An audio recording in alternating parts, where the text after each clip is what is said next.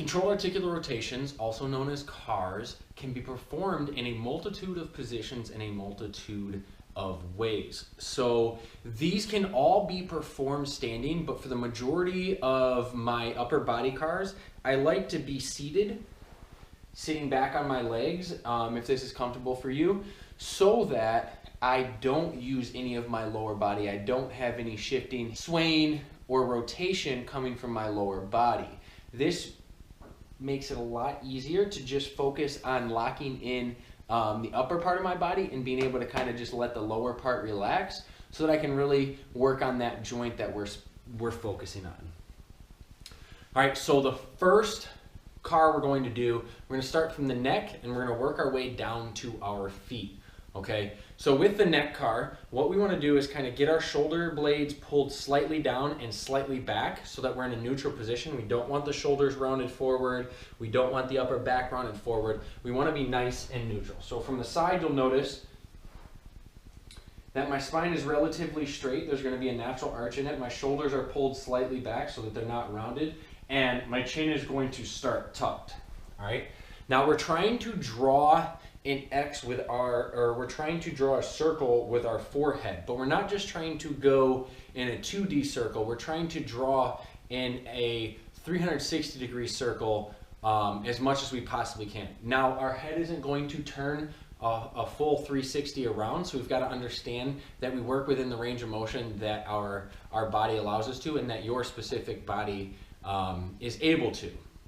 So what we first want to do is find that neutral position, pull a little bit of air in, big breath, breathe out, and then breathe in through the nose, breathing low into the belly and trap it there. Right there, lock in, and now I'm going to tuck my chin, pulling it back, pull it down to my chest, and now we're going to guide the chin along the chest to my shoulder. Once I reach in range there, looking down, I'm going to start to rotate up and back at the same time, stretching my neck toward the sky, okay? As I reach back, I don't want to just dump my head back. I actually want to try and stretch out the front of my neck, driving my chin toward the ceiling. From there, we're going to rotate, turning left. Once I lose range of motion, I'm going to tuck chin down into my collarbone and then rotate across. All right, and we'll repeat that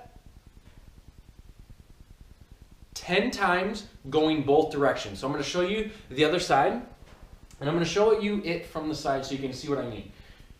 Find neutral with the spine, big breath, exhale, sniff a little bit of air in, low into the belly, trap it there, okay? Tuck chin in, tuck chin down, and now guide it along your collarbone to your shoulder. Once you lose in range of motion, once you can't turn any further to the left, then you're going to look up and slowly work your head back. Okay, as we work upward, we're trying to point our chin toward the ceiling, but stretch it there as well. We want this neck as long as possible in the front when looking up. Then we're going to rotate to the right. You're going to feel things start to lock down, so to speak. You're not going to be able to move any further to the right. And then we're going to tuck down into the collarbone and around to finish that revolution. Now, remember, 10 reps each direction, and you want to take them slow. Each rep should take a minimum of 5 seconds, maybe 10, and it should probably take you a minute, maybe 2, to finish each C.A.R. Okay, the next C.A.R. we're going to go into is going to be our shoulder C.A.R. So we're going to take this shoulder through its full range of motion, drawing a circle with our arm, but we're also going to rotate in that shoulder joint itself. So this is where a lot of people struggle with their shoulder mobility. They can move their arm overhead, but they have a hard time internally and externally rotating. So what it's going to look like, we're going to find that neutral position again. This is basically going to be our starting point. We're going to take that breath in, we're going to exhale, and we're going to pull in a little bit of breath into the lower belly and trap it there. And then we'll go through this rotation and I'll show you what that looks like. So breathe in, breathe out, little breath in, trap it, squeeze. All right, now I'm going to start with my right hand. You can do this either with a straight hand or a closed fist. but we want to make sure that the wrist is relatively neutral the entire time. We don't want the wrist moving free of the arm. Now imagine there's an X on your bicep. This X on your bicep is going to be the point that's rotating. So we don't just want that hand to rotate, we actually want the bicep to rotate with it. So I'm going to raise that arm up like so. Once it gets in line with or just behind my ear, and I'm not going to rotate when I do this, that's the reason for trapping the breath and bracing the core. I'm going to internally rotate that hand. Notice my bicep starts to turn in toward my chest, and I'm going to reach back as hard and as far as I can. As I reach, I am consciously internally rotating that hand, consciously and consistently trying to turn my bicep down even more so that when I get behind my body, that bicep is pointed straight down like so. So we will do 10 of those going around, and then we will change direction. Now as we change direction, we're going to start in this neutral position. As we reach back, we're going to internally rotate as hard as we can, turning that bicep inward toward the spine. And we're going to reach back, reach back, reach back. As we get stuck and have to reach up, we start to slowly open that fist. As we come into this position with the arm by the ear, we're going to turn that bicep out. So it's going to rotate that direction. And then we're going to come back forward, and we will do 10 of those. Now I'll show you them from the side so you can see that I'm not moving anything. There's no twisting, there's no tilting, rotating, shifting of any kind happening. All that's happening is this shoulder is moving through its full range of motion. All right, so trap it, squeeze it, lock in place, reach up, reach up, reach up. Once you get into that ear line or just behind, then we get that hard internal rotation, trying to get that bicep turning so that the shoulder itself turns. And as we reach further back, we're turning that bicep even more so that it's pointing at the ground once we get fully behind the body, and then we come forward. 10 of those, and then we're going to reverse, and that'll look like the opposite. So we start neutral, bicep pointed forward. As we reach back, that bicep is going to turn in toward me. As hard as I can, I'm turning that bicep in and down, and then as I get stuck and can't reach up, I have to open up that shoulder, externally rotating that bicep, turning it out, so that when I get overhead, I have some freedom to move. All right, 10 and 10 on each side. The next movement we're going to do is going to be a scapular C.A.R. Now, you can do these in a variety of ways. The most basic way is just going to be seated or standing and using our arms out in front. Okay, we want to reach with our fingers or create tension squeezing our fists, but as we do so, we're going to drive forward as hard as we possibly can, and imagine that your shoulder blades are sitting on your back like this, and as we pull forward, they're kind of rounding around your rib cage. That's protraction, that's what we want. So we're going to reach forward, rounding around the rib cage, and then we're going to elevate the shoulder blades, raising them up towards the ears. We're going to squeeze the shoulder blades back while keeping them elevated. Notice that my shoulders, my ears are very close. And then once we reach that in range, pulling back in that elevated position, we're going to pull them down, squeezing down and back as hard as we possibly can, and repeat.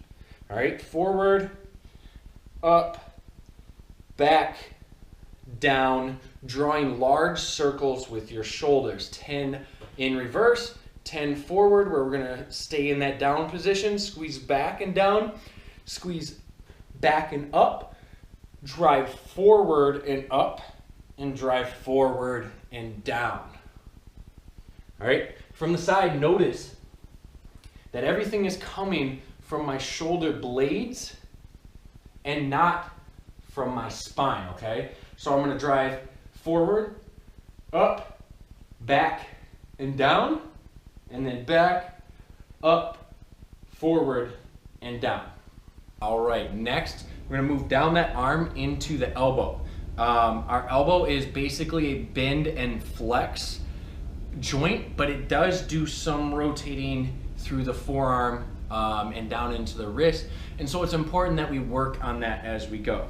Now, what we want to do here is make sure that all the movement comes from this joint here and not the shoulder and not the wrist. And to do so, I like to place a fist on the inside of my elbow with my elbow pit pointed forward. We're gonna have our palm open and in line with our forearm, so we don't want anything cranking around. Usually that's a sign that you have some tension either through the forearm or into the hand that needs to be taken care of. And what we're gonna do here is we're going to curl that arm straight up. We're squeezing our bicep as hard as we can. We're gonna rotate the palm so that it's down, it's facing away from us. And then we're gonna drive the arm away. And as we drive the arm away, we're locking that elbow out, we're squeezing our tricep, and we're creating as much tension as we can. And then we'll rotate open, bring it up, rotate in, and down. Again, 10 there, and then reverse. Bring it up, open, down, and in. And you'll notice I'm drawing this circle with my arm, but my hand, my wrist stay in alignment with my forearm the entire time. The next movement we're going to do is a wrist C.A.R., okay? Now, a lot of people struggle to move their wrist independently of other muscles and or joints. Typically the wrist and elbow either move as one or they move independently, and we want to be able to do both. So for the wrist C.A.R., what I like to do is place the forearm on our thigh with the inside of that forearm up, and we want to kind of lock it in place, placing the hand there so that we know if anything moves. Now again, we're trying to keep our hand straight, our palm open and in line with our forearm as we go through this motion. All right, so what I'm going to do is first go through some flexion and extension, okay? Just bending and straightening my wrist and getting that kind of wrist independent movement as the focal point. And then I'm going to go through those controlled articular rotations. So I'm trying to cover as much ground as I possibly can while keeping my hand open, which is going to be a challenge for most people. I'm struggling right here myself. And I don't want this to happen. Notice how my forearm starts to rotate in. I don't want that to happen. So again, I'm gonna place my hand a little lower on my forearm to feel for that. And then I'm just going to rotate, curl up, curl up, curl up, back down, covering as much ground with my wrist, opening and closing it, and performing those circles as possible. You're gonna do 10 of them, and then you are going to work to the other side. All right, same idea. We're really trying to move through that full range of motion of the wrist without the forearm itself rotating and moving. Next in your lineup of C.A.R.s is going to be the spine as a whole. We're going to do spinal segmentation. Is going to be very similar to a cat camel, cat cow. I'm really not certain of the name. I know there's a lot of different variations. I call it a cat camel, so that's what we're gonna go with. We're gonna do a cat camel variation. What we're trying to do is move one segment at a time, one vertebrae at a time, and take this nice and slow, okay? The idea isn't to speed through this and go through that kind of accordion of bending, flexing, bending, flexing. We want to take it nice and slow so that that bend occurs piece by piece by piece, and we reverse it piece by piece by piece. All right, so we're going to get into a kneeling position. Most important thing here, knees have to be under the hips. Most of the time I see people and they're like this, and that means that their hips are already either tucked underneath or anteriorly tilted, and their spine's going to be extended as a result. So knees under hips, vertical thigh here, all right? Hands under shoulders, like so. And then all we want to do is slowly extend at our low back, move through our mid back, into our upper back, pulling our shoulder blades down as we go. And then finally, the last piece is to look up. All right, in this position, I'm trying to arch everything and squeeze toward the middle of my back. I'm trying to look up as hard as I can, and I'm trying to flex my hips as hard as I possibly can. All right, from here, I'm gonna tuck my chin.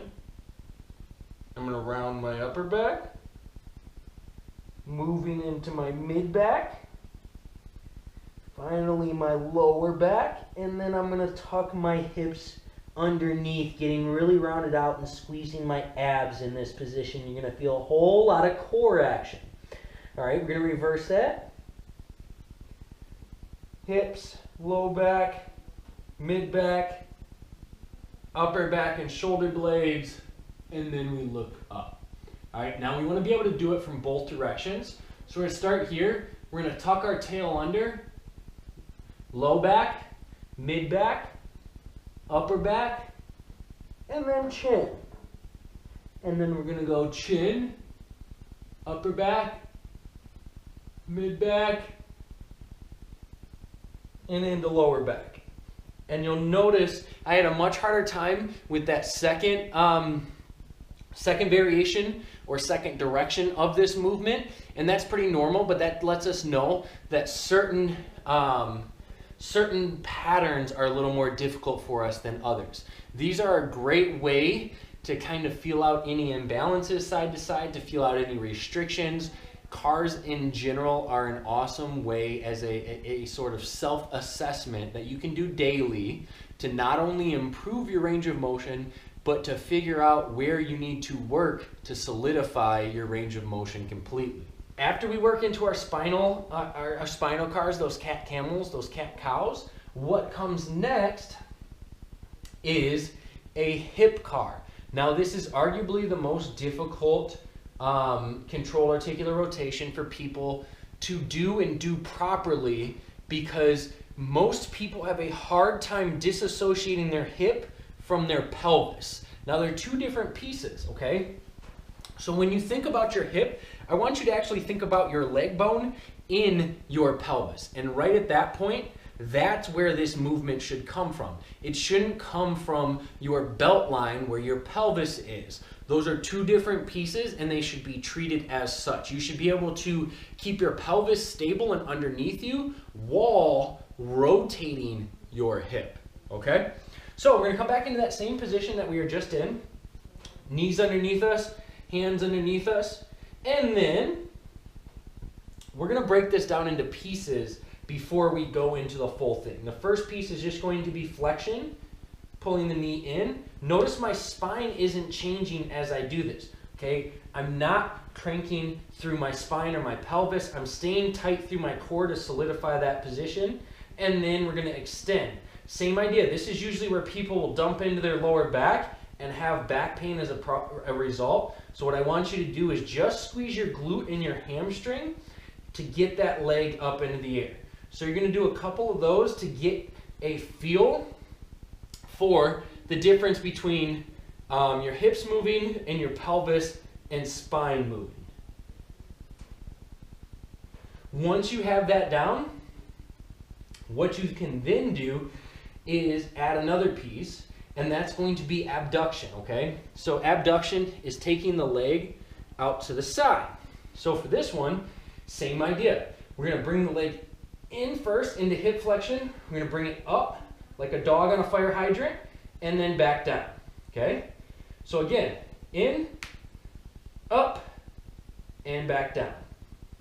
Do that on both sides to really get the feel. And then we're going to add one more piece and then put it all together. Okay, this last piece is internal rotation. So internal rotation is basically the feet outside of the hip. So if you look at it from the front, that's internal rotation. A lot of times when people internal rotate, they'll crank, kind of crunch into it. We don't want that. We want to stay nice and neutral so that we get everything coming from the hip and working on that hip range of motion and nothing else. So we bring it in, we bring it out, and from here, I'm going to try and keep this knee elevated while I rotate my foot up towards the sky. All right? So we're going to keep the knee elevated, rotate foot up towards the sky, fight this change in the low back that is going to want to come. We're going to practice that on both sides. Knee in, knee up, and then rotate that foot up toward the sky, up and out, couple reps. Fight that urge to want to rotate, tilt. There will be a slight movement. That's natural, a very, very small shift.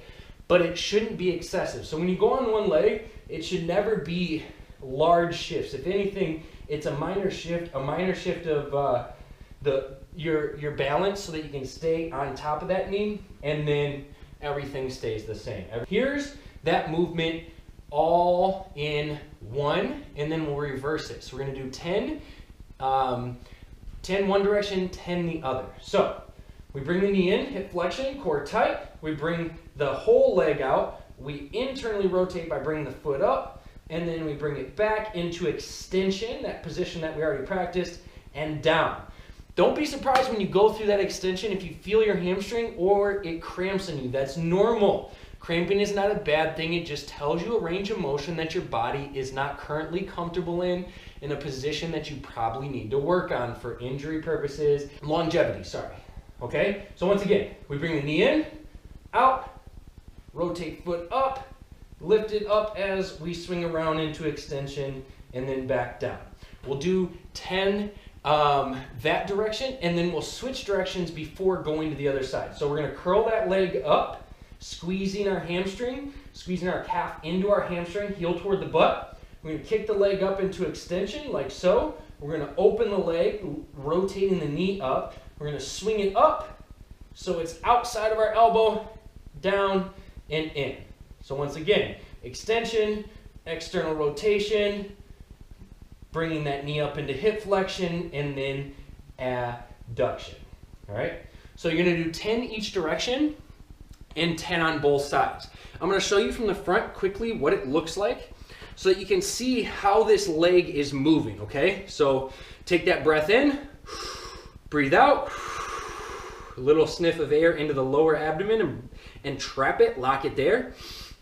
Good, and then we're going to bring knee in with core braced, raise knee out like so, internally rotate that foot up, swing it around into extension and back down. Then we'll reverse that into extension, external rotation, knee up, foot down, knee outside of elbow, and down and in. So hopefully that second view gave you another perspective on how to do this and how to lock everything in place, what it should look like, and give you a better feel for kind of what you're getting into. We're going to move down the chain. So we've hit the neck, we've hit the shoulders, we hit the elbow, we hit the wrist, we hit the shoulder blades, we hit the spine, we hit the hips. Now, of course, we're getting into the knees. This is another one that's a little tricky because typically people have a hard time disassociating knee movement from ankle movement, knee movement from hip movement. So take this one slow and understand that you are not going to be perfect at it at first, and probably not for a long time, because it takes a long time to rewire those movements, rewire those movement patterns that you've ingrained for so long. But this is a great way to bulletproof your knees, help you with running, help you with squatting, lunging, and any of the various activities that we do on an everyday basis, regardless of if you exercise in a traditional setting or you just live your life. Once again, we're going to break this one down into a couple of movements. Okay, so one thing I like to do is I like to place my hands behind my knee on my hamstring. You'll feel a thick string of muscle on the outside, inside and outside of your knees. We're going to bring the hands just a little bit lower than the knee itself. This is going to let you feel that hamstring movement.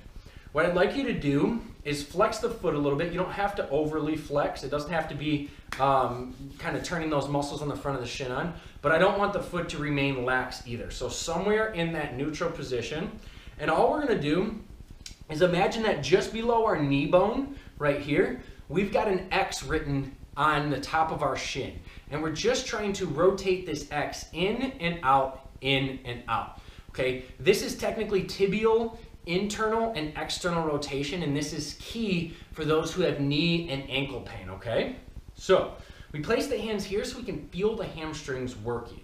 Okay, first thing we're going to do is we're going to rotate out, because this is typically the easiest. So you'll notice that my shin bone is now pointed that direction, and that's what we're looking for. My foot is going to follow. I prefer that your foot doesn't overly turn outside of your shin. I want it to stay right in line. Basically, that shin should be in line with the second and third toe. And then we're going to internally rotate, and this is where people typically have problems. You'll notice that my foot tends to rotate before my shin, and that's something that I've actively been working on, okay? So now I'm trying to turn that whole shin in as hard as I possibly can.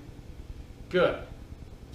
Like so. We're just going to get some flexions going both directions. I'm speeding it up so you can see that movement, okay? You'll do that on both sides to get a good feel, and then we're going to use that for the C.A.R. that we're going to do next.